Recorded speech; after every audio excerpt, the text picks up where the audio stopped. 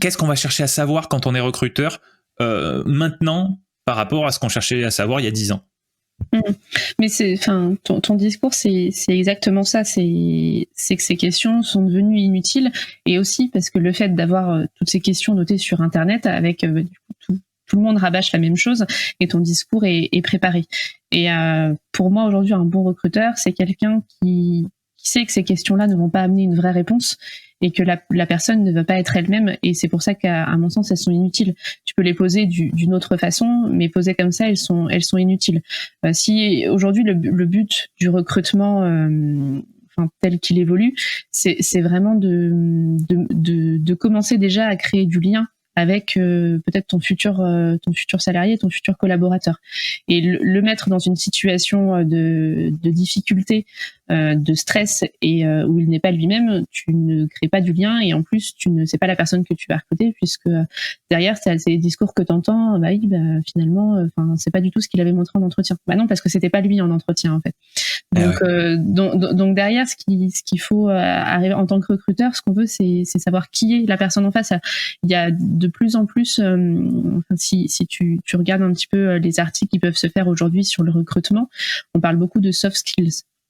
Toi qui es bilingue, tu comprends. Les compétences molles. C'est ça, le savoir-être, qu'on peut l'appeler plutôt en français. En bon français, on va appeler ça le savoir-être. Et dans un contexte où justement, on en parlait tout à l'heure, les personnes peuvent changer d'entreprise beaucoup plus facilement qu'avant. On a des enjeux de fidélisation. Et fidéliser des personnes, c'est aussi avoir des personnes qui ont les mêmes valeurs, la même culture que l'entreprise, et c'est pas seulement des compétences. Donc les compétences techniques, c'est bien, tu as toujours besoin de les vérifier en entretien, puisqu'il faut que la personne soit compétente sur le poste, et en tout cas les prérequis qu'on demande. Mais derrière, c'est comment va s'inscrire la personne sur la durée. Est-ce qu'elle va être capable de s'intégrer dans l'équipe? Est-ce qu'on va avoir du plaisir de travailler avec elle? Et c'est des réflexions qu'il n'y avait peut-être pas forcément avant, d'un côté comme de l'autre. La personne qui cherchait du travail aussi se cherchait peut-être juste une entreprise pour pouvoir gagner sa vie, et pas forcément dans laquelle se sentir bien. Et aujourd'hui, on recherche un peu plus à trouver ces soft skills.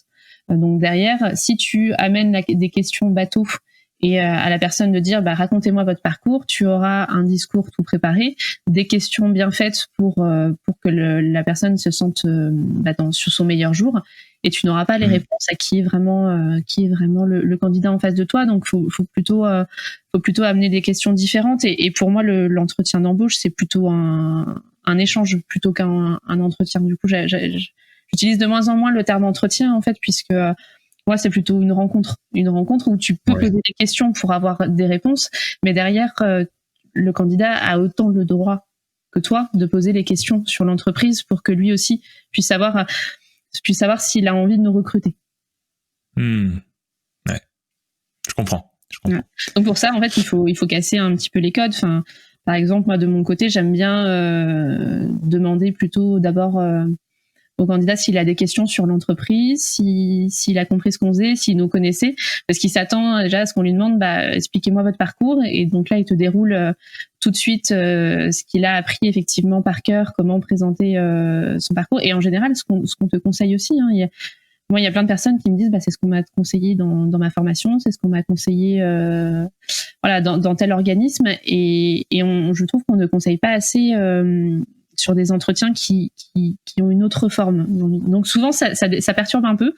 La personne sait pas trop quoi me répondre, et donc je lui parle un peu moi de notre entreprise. Je lui parle par exemple du processus de recrutement, de comment on fonctionne, de combien on est, et du coup ça le détend déjà, puisque il voit que, et puis je lui donne des informations, et tout de suite c'est pas je recherche juste des informations et après je prends mes notes et j'évalue la personne, mais je donne des informations pour en recevoir à mon tour, et ça fait déjà une relation plus saine.